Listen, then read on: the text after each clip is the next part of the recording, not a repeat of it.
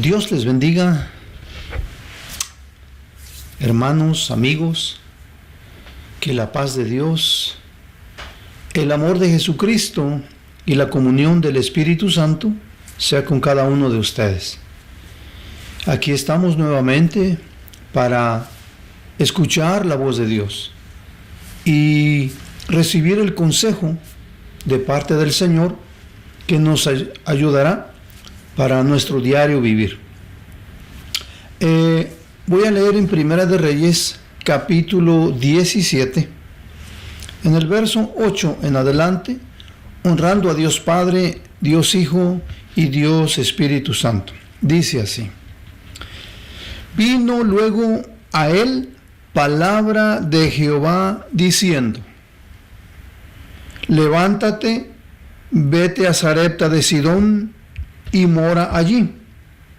He aquí, yo he dado orden allí a una mujer viuda que te sustente.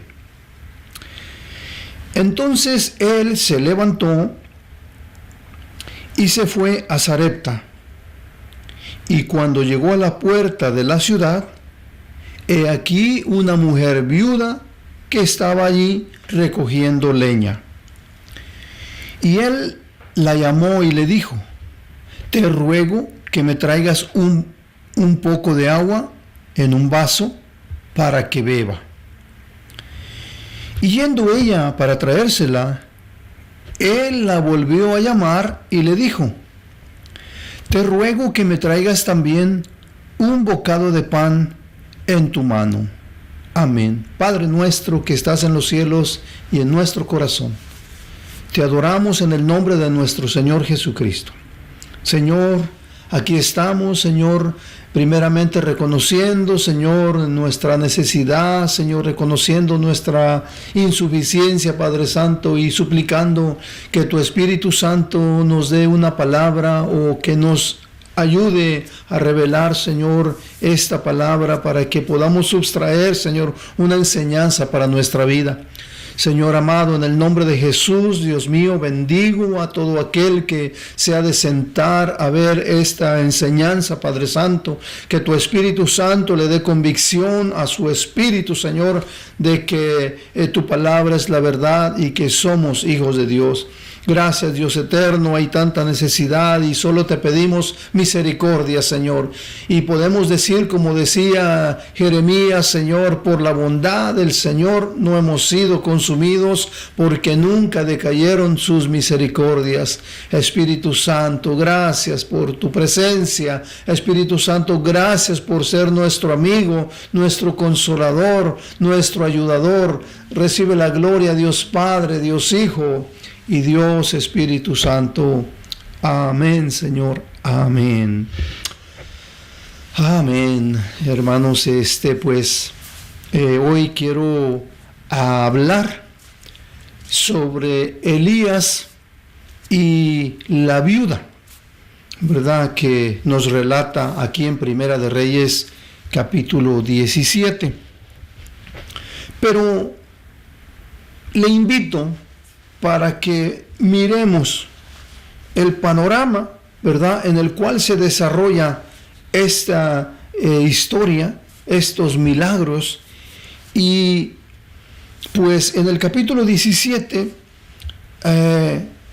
aparece, ¿verdad?, Elías Tisbita, dice ahí. Entonces Elías Tisbita, que era de los moradores de Galad, dijo a Acab. Aparece Elías y Acab. ¿Quién era Acab? Acab era rey de Israel. Y es interesante al leer la Escritura entender que cuando la Biblia, o después que se dividió el reino, ya a las 10 tribus del norte le llama, ¿verdad?, Israel. Entonces Acab era rey de Israel. Pero también la Biblia, hermanos, registra que Acab hizo lo malo ante los ojos de Dios. O sea, él vino y sobrepasó. Si los reyes anteriores habían sido malos, bueno, Acab, ¿verdad?, sobrepasó. Y entre las cosas que hizo mal, ¿verdad? Fue, casarse con una mujer llamada Jezabel. La Biblia, ¿verdad? En Apocalipsis, hablándole a la iglesia de Tiatira, ¿verdad? Pues el Señor Jesús, ¿verdad? Dice que ahí estaban tolerando, ¿verdad? A esa Jezabel que ponía tropiezo, ¿verdad? Y pues bueno, sí, Jezabel fue un gran tropiezo para Israel, ya que al influenciar a Acab, el rey, ¿verdad?, promovieron la idolatría para las 10 tribus de Israel. Y bueno, Jezabel era hija de Edbal, quien era el rey de los sidonios. Entonces mire de dónde venía Jezabel, de los sidonios. Entonces aquí en el verso 1 miramos que aparece Elías, se presenta a la corte del rey y entra ese hombre, ¿verdad? Y tiene una palabra de parte de Dios para el rey. Y le dice: vive Jehová, Dios de Israel, en cuya presencia estoy, que no habrá lluvia ni rocío en estos años, sino por mi palabra. Bueno, Elías, como algunos ya sabemos que significa Jehová es Dios. Y menciona ahí Elías Tisbita, o sea que era de Tisbe, y moraba en Galad. Nosotros le conocemos como el profeta de fuego, porque en el capítulo 18, ¿verdad? Él reta a los sacerdotes de Baal. Y le conocemos como el profeta de fuego. Sabemos que él fue llevado al cielo en un torbellino de fuego. Y también ahí encontramos, ¿verdad? Nos revela la Escritura que la iglesia un día será tomada de la tierra y será llevada al cielo, ¿verdad? Donde Jesús la recibirá en las nubes, ¿verdad? Para estar siempre con el Señor.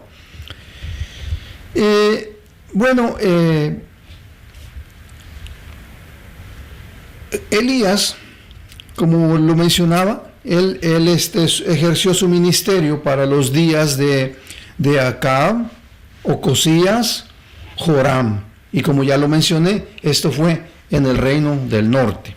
Entonces, fíjese, con esta palabra que Dios le da a Elías, ¿por qué? ¿Por qué vino Elías, se presenta y le dice: vive Jehová en cuya presencia estoy, que no habrá lluvia ni rocío por mi palabra?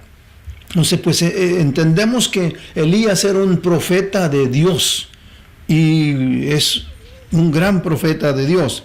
Entonces, al detener la lluvia, ¿por qué este juicio de detener la lluvia? Bueno, porque sencillamente Israel le había dado la espalda a Dios y se había vuelto a los Baales. Los Baales, ¿verdad? Como ya lo mencioné, que Jezabel era una mujer que influenció al rey Acab para promover la idolatría en Israel. Entonces, ¿quién era Baal? Bueno, pues era nada más y nada menos que el dios de la lluvia y del sol, el dios de los truenos. Entonces, al detener la lluvia, Elías quería mostrar que el dios Baal no era nada, no tenía poder para enviar la lluvia. Entonces, al no llover, hermanos, pues usted use su imaginación. ¿Qué pasaría al no llover? Bueno, puedo mencionar que el fruto, ¿verdad? Si es que había ya flor en los árboles o había fruto, ¿verdad? Pues no iba a caer por la sequía. Los montes, ¿verdad? Pues iban a secar, iban a morir los animales. Y esto es para que usted tenga una idea, ¿verdad? Porque la mayoría sabemos, ¿verdad? Lo que sucedería o sucede al haber una sequía. Entonces, como ya mencioné, el propósito de detener la lluvia era en sí mandar un juicio, ¿verdad?, a Israel, para que ellos reaccionaran y se volvieran al verdadero Dios. Ahora, no siempre los juicios vienen, ¿verdad?, como juicios de Dios. Muchas veces hay situaciones en las que Dios está probando a los creyentes. Entonces no siempre podríamos decir que verdad son por juicios, pero en esta ocasión, ¿verdad?, envía este juicio de que no habría agua y vendrían consecuencias al no haber agua. Entonces, al volverse a los Baales, Israel estaban dejando a su proveedor. Y es interesante entender, ¿verdad?, que si usted, o sea, la palabra está para que nos veamos en ella. Y esto es para los que amamos a Dios de verdad. Pero, entonces, ¿qué es idolatría? Idolatría es poner algo en lugar de Dios, ¿verdad? Puede ser un carro, puede ser una casa, puede ser los hijos, puede ser la esposa, puede ser una imagen. Entonces, todo esto es interesante que Dios lo condena porque lo dejamos a Él, o al menos se deja al Dios, el verdadero que hizo los cielos y la tierra, al proveedor, y se va uno atrás de lo que no es Dios. Entonces, el ser humano, cuando pierde la visión espiritual, tiende a adorar la naturaleza, ¿verdad? Y dice Pablo que adoraron la creación antes que al Creador. Entonces, si usted ha puesto algo en lugar de Dios, que, ¿verdad?, en su vida, pues tengo que decirle, necesita analizar su vida a la luz de la palabra, ¿verdad? Y sabe que Dios se agrada cuando reconocemos que le hemos dado la espalda a Dios. Entonces, gloria a Dios por eso. Bueno, para citarle un texto, en Éxodo 21, Dios es el que dice, no se enoje conmigo, ¿verdad?, porque es el que Dios dice, no tendrás dioses ajenos delante de mí. Sigue diciendo, no te harás imagen, ni ninguna semejanza de lo que arriba en el cielo, ni abajo en la tierra, ni en las aguas debajo de la tierra. No te inclinarás a ellas, oiga eso, ni las honrarás, porque yo soy Jehová tu Dios, fuerte y celoso, que visito la maldad de los padres sobre los hijos hasta la tercera y cuarta generación. Oiga, yo un día leí esto y yo estaba bajo esa maldición, y esa maldición alcanzaría a mis hijos hasta la tercera y la cuarta generación. Pero al volverme a Dios, Dios perdonó mi pecado, mi pasado, y Él dice, y hago misericordia a millares, a los que aman y guardan mis mandamientos. ¿Se da cuenta cómo Dios espera que nos volvamos a Él? Pero bien, dice la Biblia, retomando nuestro tema, ¿verdad?, hablando de Elías y la viuda, ¿verdad?, que después de que dio su mensaje a Elías, Dios le habló. Y observe conmigo la obediencia del profeta. Si usted analiza lo que vamos a ver, usted va a mirar la obediencia a la palabra de Dios, al profeta. Y yo creo que eso es algo que a todos nosotros nos hace falta, ¿verdad? Porque muchas veces somos sabios en nuestra propia opinión. Todos lo sabemos. Nadie nos puede enseñar, ¿verdad? Pero ¿qué dice la Escritura? Eso es lo más importante. Mire, le dice Dios a Elías, apártate de aquí y vuélvete al oriente, y escóndete en el arroyo de Querit, que está frente al Jordán. ¿Por qué lo mandó a esconderse? Bueno, porque ya Acaz y su esposa Jezabel ya habían matado más de 100 profetas, ¿verdad? Entonces Dios esconde a Elías, dice, y beberás del arroyo. Él está dando órdenes. Y yo he mandado, es Dios hablando, yo he mandado a los cuervos que te den allí de comer. Oiga eso, qué interesante. El cuidado que Dios tiene por los suyos en medio de las situaciones difíciles. Y él fue e hizo conforme a la palabra de Jehová. Ahí está la obediencia. Mire, él no le cuestionó por qué al arroyo y no al Jordán. Él no cuestionó por qué no en tal lugar. No, obedeció simplemente. Pues se fue y vivió junto al arroyo. Ahora, dice, y los cuervos le traían pan y carne por la mañana y pan y carne por la tarde. Es interesante entender, ¿verdad?, que a lo mejor era un lugar en el que no era tan agradable. Él podía beber agua del arroyo, ¿verdad? Y ya por la tarde, ¿verdad?, llegaban los cuervos con pan y carne, ¿verdad? Y fíjese cómo Dios suple y usa lo que tenga que usar para suplirle a los suyos. Entonces, pues sencillamente el profeta estaba ahí en obediencia porque Dios le estaba enseñando aún en ese lugar aislado. Mire, tuvo que aislarse de su familia, aislarse, hermanos, de estar con la gente, porque ahí Dios, ¿verdad?, pues quería tener comunión con Elías. Entonces, pero resulta que pasado algunos días, dice la Escritura, que se secó el arroyo. Yo deduje o me imagino que después de unos 6 meses, sobre todo los arroyos no duran mucho el agua. Ellos cuando llueven mucho se desbordan y en 3-4 días ya hay muy poca agua. Pero aquí dice que después de algunos días se secó el arroyo y Dios le vuelve a hablar. Y mire lo que le dice, vino luego palabra de Jehová diciendo, levántate y vete a Sarepta de Sidón. Dice, he aquí, yo he dado orden allí, y mora allí, yo he dado orden allí a una viuda que te sustente. Oiga bien, nuevamente la orden del Señor es vete a Sarepta de Sidón, y allí he dado orden a una viuda que te sustente. Y me llama la atención, hermanos, que el profeta no cuestiona, sencillamente obedece.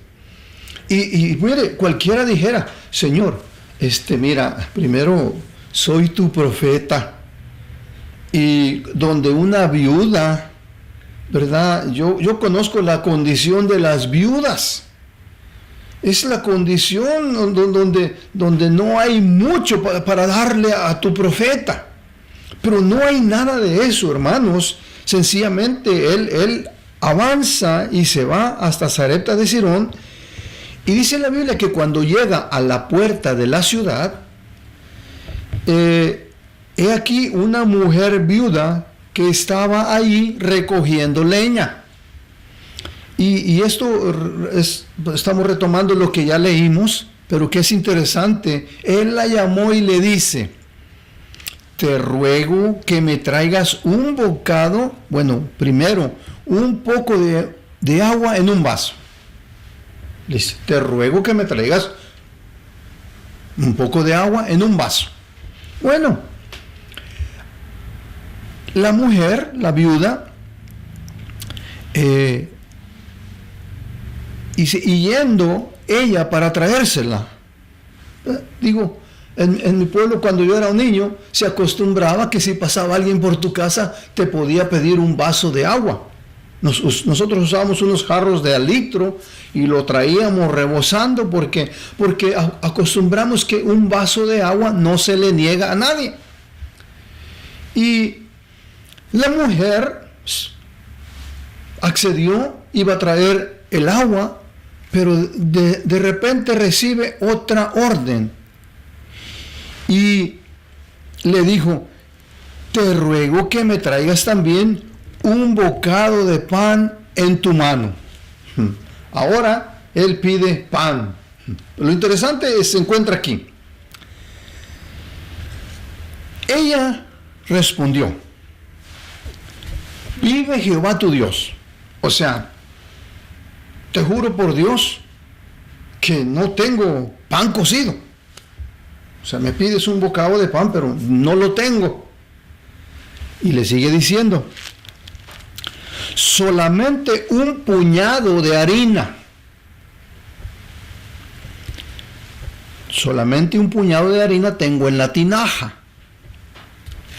Y ahora recogía 2 leños para entrar y prepararlo para mí y para mi hijo, para que lo comamos y nos dejemos morir. Aquí. Dios le dijo a Elías que ya le había dado orden a una viuda, ¿verdad?, de que ahí iba a ser alimentado. Elías, yo digo, Señor, aumenta mi fe, porque, ¿verdad?, nos falta. Entonces, aquí es donde viene la palabra de Dios a la viuda. Y la viuda tuvo la opción de creer a la palabra o sencillamente decir, bueno, no tengo y es todo lo que me queda. Y yo, como sé que este hombre lo que quiere es comerse mi comida y es más, yo ni lo conozco. O sea, a la mente de aquella viuda yo creo que pudo haber pasado todas estas cosas. Pero lo interesante que está registrado aquí es que ella tuvo fe. Ella creyó a la palabra. Y mi hermano sigue diciendo, bueno, cuando, volviendo, hermanos, ya a la situación en la que se encontraba Israel, por un lado está aquí Elías ya en Sarepta de Sidón, donde pide agua y pide un bocado de pan. Por el otro lado tenemos Acab, donde ya el arroyo cesó del agua, donde ya están sintiendo, ¿verdad?, la sequía, donde ya empiezan a mirarse y decir, bueno, se está escaseando la cosecha, se está escaseando la comida, se está escaseando el agua. Y en una ocasión yo venía por allá de Sacramento y miré un letrero que decía, el agua es vida. Y no hace mucho, hermanos, también yo compartí un mensaje sobre Jesús, el pan de vida, ¿verdad? Y mencioné que Jesús es el agua de vida. Entonces, mire qué interesante, al faltar el agua, al no haber agua, todo viene, hermanos, a secarse. Y así está la condición del ser humano sin Jesucristo. Está en sequía. Mire, el ser humano esto no lo visualiza porque espiritualmente no ve. Está ciego espiritualmente. Sin embargo, una vida sin Jesucristo está vacía, está seca, está perdida. Y es por eso nuestra insistencia, siempre exhortando, siempre motivando, que tener a Jesucristo en nuestro corazón es tenerlo todo, es tener la vida eterna, es tener el perdón de nuestros pecados. Por eso insistimos. ¿Y por qué insistimos? Porque sin Cristo, vuelvo y repito, el ser humano no es nada. Puede tener grandes logros, grandes metas lograr, tener edificios, tener propiedades. Pero Jesús dijo estas palabras: ¿de qué sirve que el hombre ganara todo el mundo, pero si perdiere su alma? Hermanos, esto es importante de considerar, ¿verdad? Por eso que, bueno, digo yo que sin Cristo la vida está seca y vacía. Y en medio de esta pandemia, yo creo que debe de haber muchos arroyos secos, muchos hermanos que ya están apartándose. Dios quiera que no. Sencillamente estoy hablando, ¿verdad? Pero todo puede suceder. Porque, ¿verdad? Cuando nos vamos a alejarnos de Dios, a veces no es de la noche a la mañana.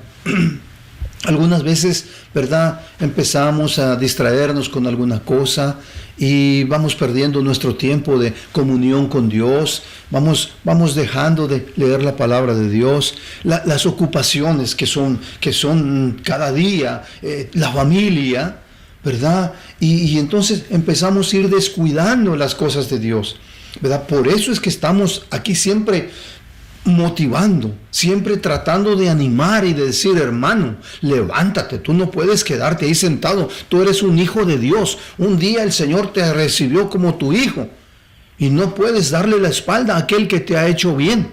Entonces, ¿verdad? Pues esperamos que este llamado, ¿verdad? Ayude para que el que no conoce a Dios se vuelva a Dios. Eso era lo que buscaba Elías con ese juicio, de que Israel reconociera que los Baales no son nada, son ídolos, ¿verdad?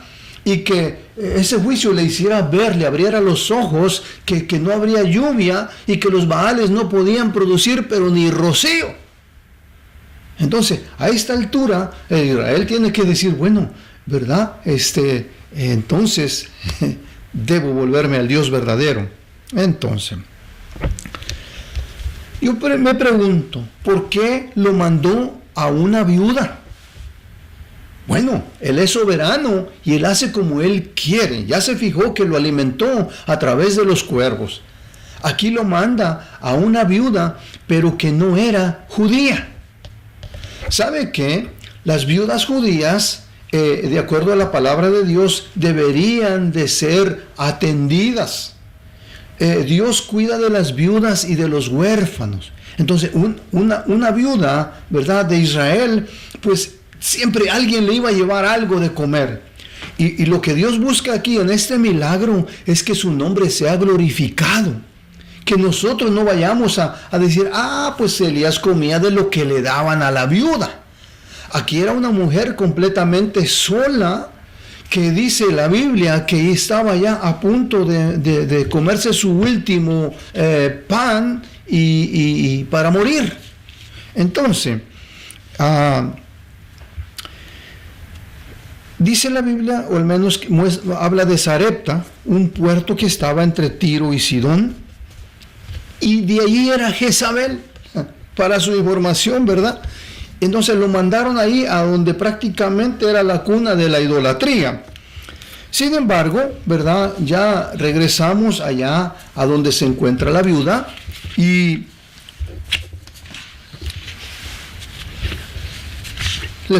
le pide de beber. Aquella mujer, ¿verdad?, obedientemente quiere ir a traer el agua, pero de pronto le piden un bocado de pan. Ahora, observen conmigo que la viuda no conocía el principio, los principios que Dios ha establecido, que usted y yo conocemos. Mire, el Señor Jesús dijo: el que a vosotros recibe, a mí me recibe, hablando Jesús. Y el que me recibe a mí, dijo Jesús, pues recibe al que me envió. O sea, el que recibe a Jesús, recibe al Padre. El que recibe a un profeta, por cuanto es profeta, recompensa de profeta recibirá. Y el que recibe a un justo, por cuanto es justo, recompensa de justo recibirá. Y cualquiera que dé a uno de estos pequeñitos un vaso de agua fría solamente, por cuanto es discípulo, mire cuán importante es ser discípulo de Jesús, porque para el discípulo dice que hasta un vaso de agua fría no quedará sin recompensa. Entonces, como le decía, la viuda tuvo que, en fe, porque no conocía estos principios que usted y yo conocemos. Hoy yo sé que si le doy un vaso de agua a usted, yo recibiré recompensa, porque Jesús lo promete. Pero ahí no se había escrito el Nuevo Testamento, ni Jesús había venido. Sin embargo, esa mujer entendió que realmente ese hombre, ¿verdad?, esa palabra venía de Dios. Y sigue diciendo: y ahora recogía 2 leños para entrar y prepararlo para mí y para mi hijo, para que lo comamos y nos dejemos morir. Fíjese bien, ¿cuál era la situación de esa viuda? Elías le dijo, aquí viene la palabra profética de Elías: no tengas temor, a la cual ella creyó. No tengas temor, ve y haz como has dicho, pero hazme a mí primero. Mire esta palabra que Elías da. Fíjese que yo siempre creo que nunca había compartido de aquí porque para mí encontraba un poco difícil.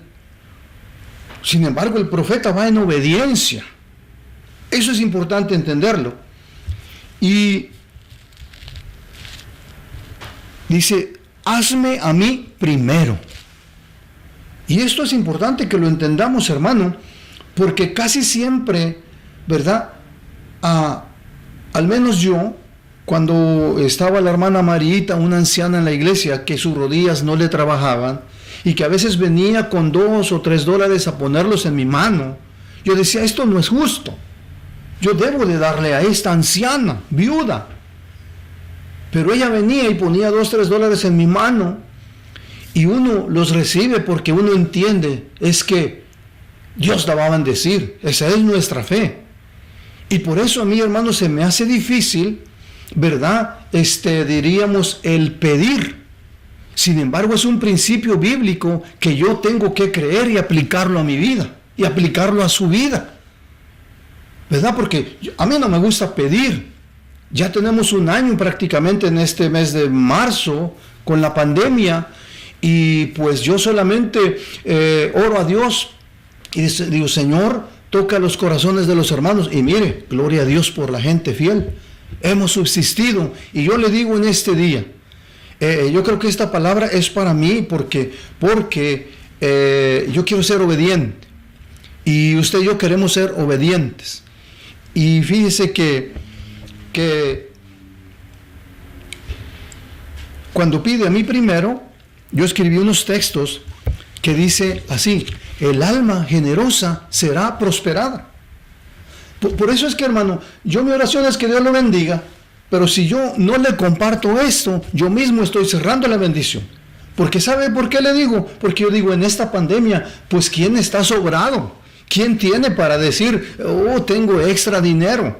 Todos estamos en necesidad. Y sin embargo, hermanos, Dios dice, a esa viuda que no tenía nada, dicen, dame a mí primero. O sea, como que no. Cuando la gente tiene, dice, bueno, ese tiene. Pero una mujer que no tenía más que lo último, y se lo piden, ¿verdad? Es la única manera que ella vio la mano de Dios para su vida. Entonces, el alma generosa será prosperada, y el que saciare, él también será saciado. Entonces, amado hermano, mi deseo es que Dios lo bendiga, pero no puedo ocultarle estas verdades, se las tengo que decir, hermano, ¿verdad? Porque yo no quisiera, yo a veces cuando los hermanos, ¿verdad? Traen sus ofrendas, sus diezmos, a mí se me parte el corazón. Sin embargo, esta enseñanza me ha ayudado a mí a ser obediente, quiero ser obediente, pero también quiero, hermano, que Dios lo bendiga a usted. Y mire lo que dice la palabra, dad y se os dará. Observe que es primero dar y luego se nos dará. Por eso es que yo digo, no, es que tengo que compartir esta palabra, porque hermanos, usted y yo nos movemos por la palabra y no por las emociones. Y el Señor Jesús dice, dad y se os dará medida buena, apretada, remecida, os darán en vuestro regazo. Porque con la misma medida con que os medís, os volverán a medir. Así que, amado hermano, ¿verdad? Reciba esta palabra porque es para usted y es para mí. Bendito sea el Señor. Y bueno, le decía porque yo soy uno de los que no sé pedir. Sin embargo, sí pido que Dios lo bendiga. Y sé que lo va a bendecir porque usted es obediente y yo estoy tratando también de ser obediente. Bien, Elías le dice, no tengas temor. Ve y haz como has dicho, pero dame a mí primero ese bocado de pan, bendito sea el Señor, una torta cocida debajo de las cenizas y tráemela. Y después harás para ti y para tu hijo. ¿Se fija? O sea, a mí primero, pero después harás para ti y para tu hijo.